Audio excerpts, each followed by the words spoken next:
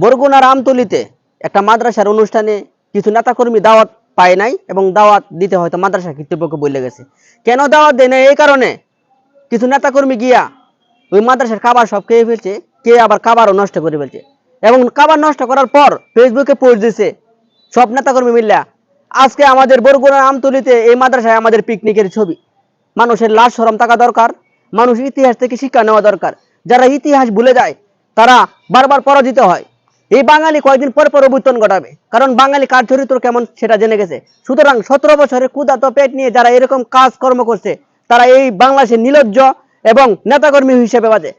যারা দল থেকে এইসব নেতাকর্মীদেরকে বহিষ্কার করেছেন, শুধু এদেরকে বহিষ্কার না, এদেরকে তিরস্কার করেন। আর না হয় এরা আপনাদের দলের ক্ষতি করবে, এরা আপনাদের দলকে ডুবাবে। এরা এই দেশের এই আপনাদের এই দল কখনো মাথা উঁচু করে এই দেশে দাঁড়াতে পারবে না। সুতরাং সময় থেকে শিক্ষা নাও, হাসিনা থেকে, এরশাদ থেকে, নেপাল থেকে, শ্রীলঙ্কা থেকে, পাকিস্তান থেকে। আর না হয় তোমাদের ধ্বংস অনিবার্য।